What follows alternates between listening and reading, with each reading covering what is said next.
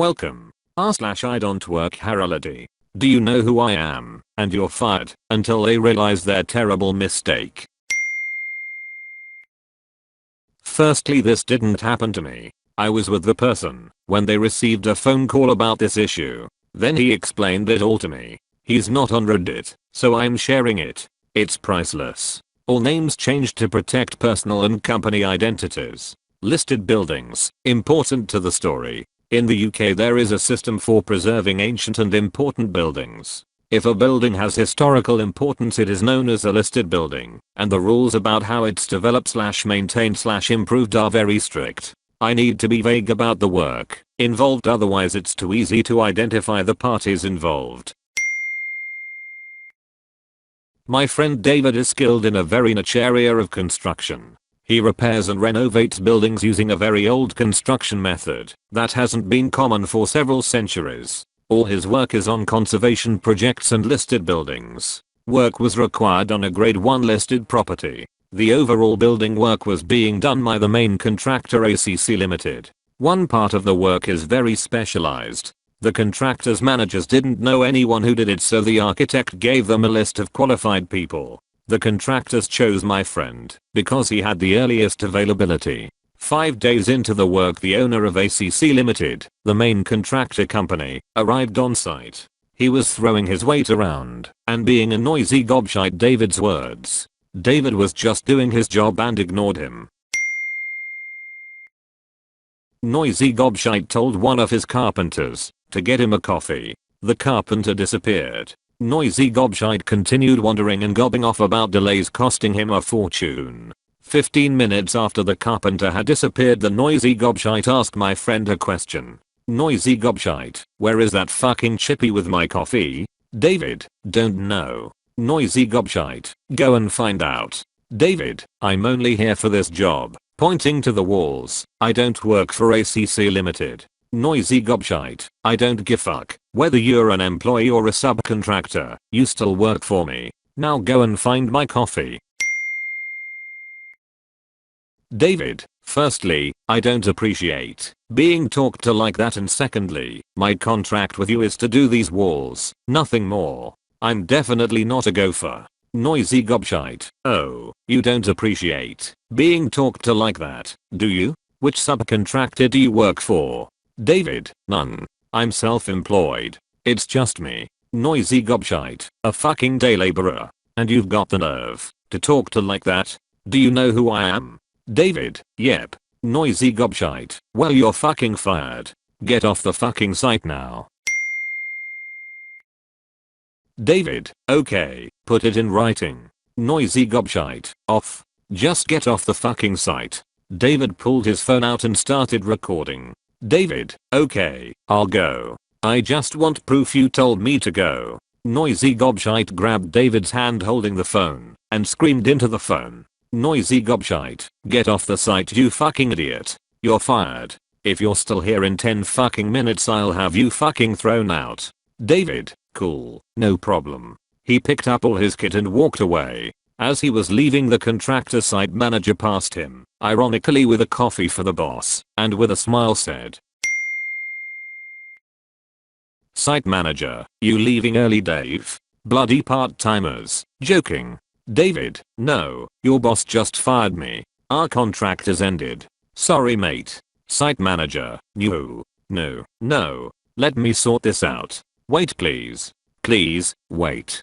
David left. The site manager was losing his shit because he knew something that noisy gobshite didn't. Only 7 people in the UK are qualified to do the work. They all have a waiting list and David had been the only one available.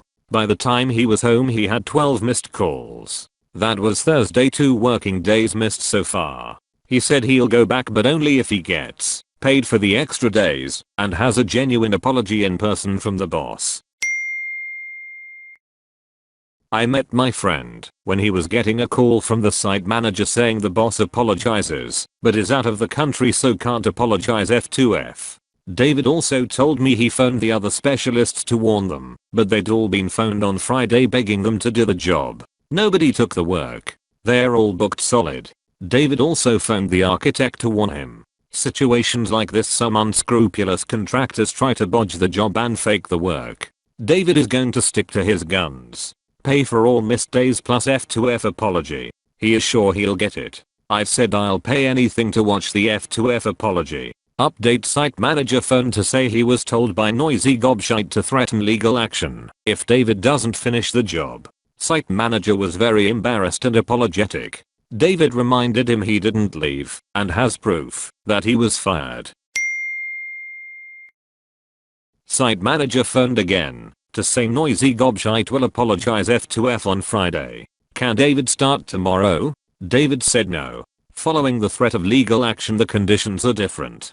F2F apology before work restarts. Added pay for wasted days. Payment of full contract value upfront before work starts. All must happen by Thursday. That's the last day he can start and still expect to finish before his next booking. If he also works the weekends, he has just enough time. I asked him why he isn't charging a huge extra amount for the guy being such a wanker. He said it doesn't look good if you take advantage of companies when they are under time pressure. Not the done thing. It seems that one of my friends is an 18th century gentleman.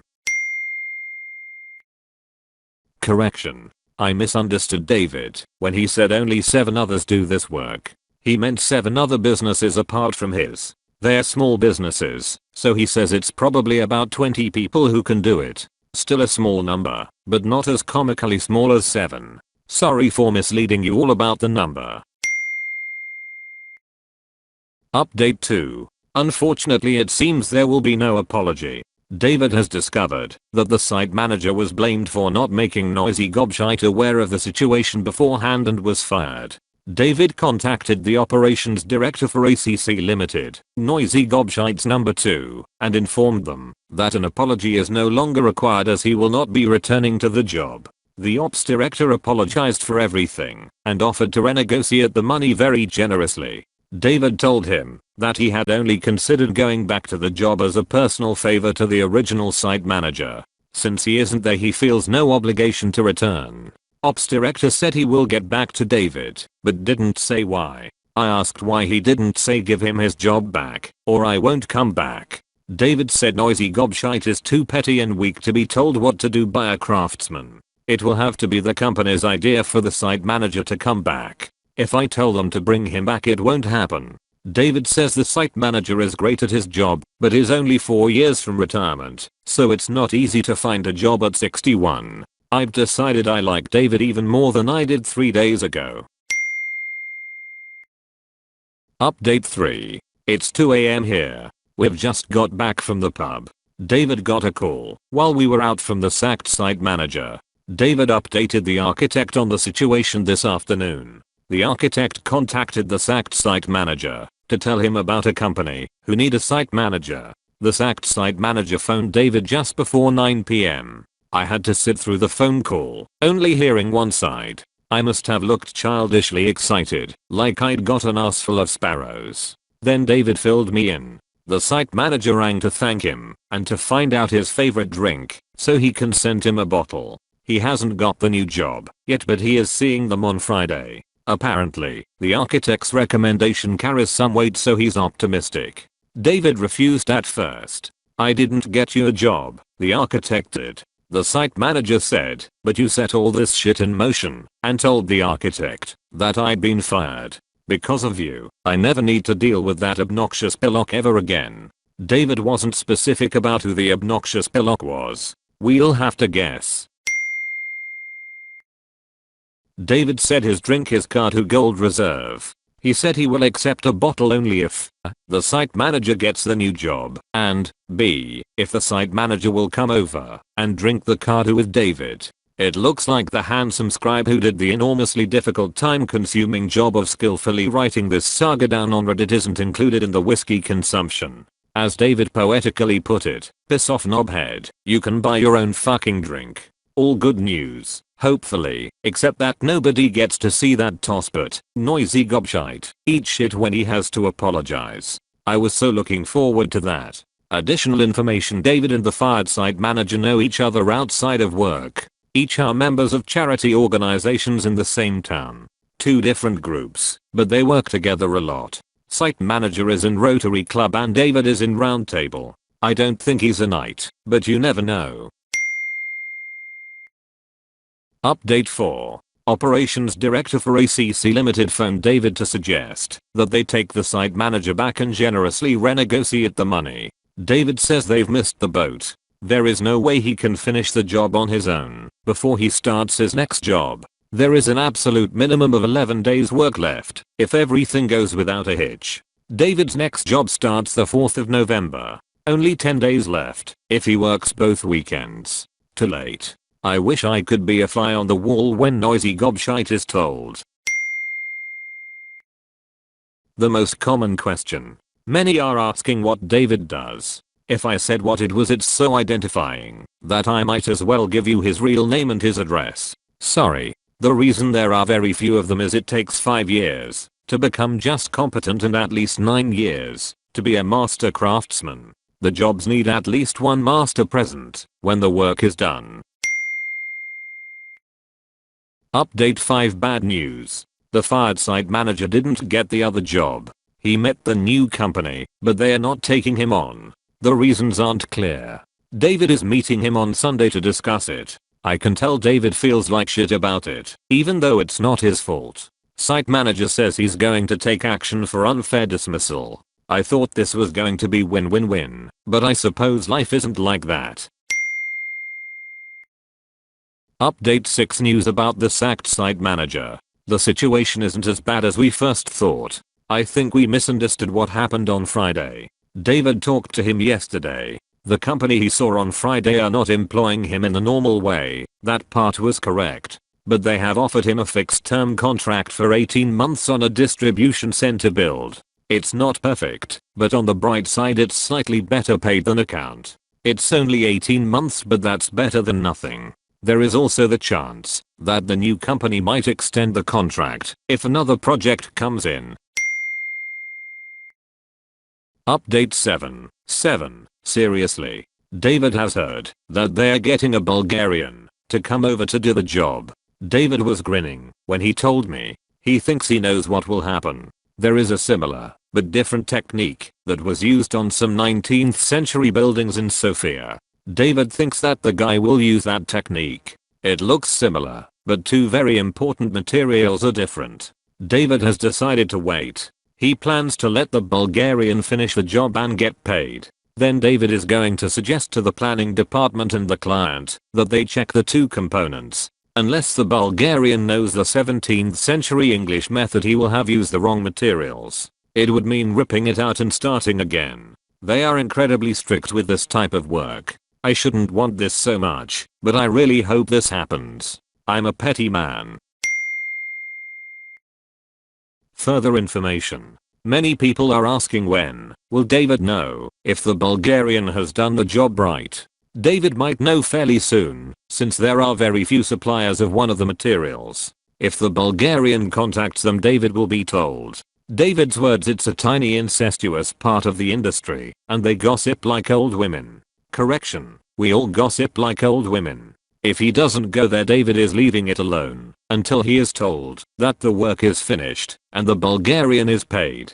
He doesn't want to put the guy's money at risk. In David's words, I don't want the Bulgarian to drag his ass over here and go home empty-handed just because I can't wait to drop silly bollocks in the shit. The man's got a living to earn. I'll wait. Just in case of confusion, silly bollocks is the same person as noisy gobshite. It should take the Bulgarian about 3 weeks to finish the job, unless he works weekends. David knows plenty of people on site and a few at ACC head office, so he'll know when the job is finished. So I've got to sit on my hands for 3 to 4 weeks and pretend I'm not an excited 7-year-old girl pissing her pants about Christmas coming. Update 8. David has been told that the Bulgarian got straight to it and started work. He's had materials delivered, but from an ordinary building supplier. The stuff he needs to do the job properly is too bulky for him to bring with him, even if they sell it in Bulgaria. He hasn't ordered it from the UK supplier. There are 3, but only one has enough for this job, because they got it in for David. So, unless it is coming by road and ferry, he is not using the right materials. David wouldn't allow it to go unreported, even if he wasn't annoyed about noisy gobshite. He's got a genuine passion for looking after all these buildings he works on, and he is a purist when it comes to historical accuracy. So now I have to hold my water for 3 to 4 weeks. David says that if he's using more modern materials he might finish sooner. 3 weeks is the time it takes if you stay in the 17th century. I've turned into a bit of a weirdo about this job. When I phoned David earlier on a pretext, he realized I was after info again. David, fuck me. Do you want me to fit a bodycam so you can see and hear everything as it happens? Me, if it's not too much trouble and you can link me into your phone calls. That'd be nice. David, after laughing, you fucking knobchers. Is it okay if I cover the lens when I'm shitting and shagging my wife? Me, personally, I don't do those two things at the same time, but whatever floats your boat. David, you're telling me you do them separately? When are you shagging my wife? Me, right after she's cleaned all the shit off the sheets from doing you. Some of us are fussy. David, piss off. You're an uptight clean freak. Hangs up. No goodbye, no see you soon. English manners aren't what they used to be. I know it doesn't look like it, but honestly, I do have a life. I promise. TLDR, owner of contracting firm fires subcontractor without realizing nobody else can do the essential work. Lots of shit ensues. Thank you for watching. If you enjoyed the video, hit like. If you would like to see more, feel free to subscribe.